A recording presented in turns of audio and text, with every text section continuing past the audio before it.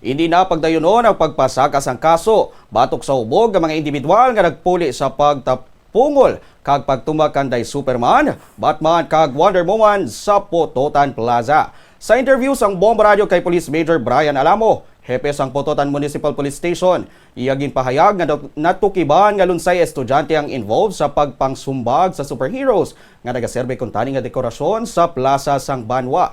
Sa anom nga involved, 4 ang mga menor de edad. Payag ni Alamo na tigayon ang dialogo sa ginikanan sa mga kabataan kag bangod sa konsiderasyon sang alkalde suno sa iya may nalabot nga pila ka kasugtanan kaangay sang pagpasabat sa ila sa gasto sa pag-repair sa superheroes. Makaluluoy man suno kay Alamo kun dayon gid ang complaint. Magluwas pa nga nagpabutyag man sang ila nga paghinulsol ang mga involved nga mga kabataan pagi sa intervention sang Municipal Social Welfare and Development Office. Matandaan nga nakitan sila sa CCTV footage nga na-identify kag gindala sa kustodiya sang pulis bangod sang malicious mischief. Suno kay Alamo bisan daw mahimo nga kaladawan ang balita sang nagkalatumbang nga superheroes. Isa ini ka seryoso nga mensahe nga wala ginapalampas ang pulis ang bisan ano nga insidente. Gamay man ini o kun dako.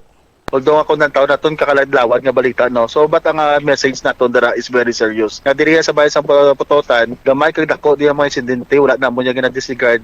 We are taking actions. We were able to place under custody tanan ini nga involved sa dara nga malicious mischief nga incident kag na-detain sila diri, no? But fortunately sa kabuot kag kaano sa aton nga mayor, may mga dialogue na natabo in between sa mga ginikanan sa sining mga kabataan.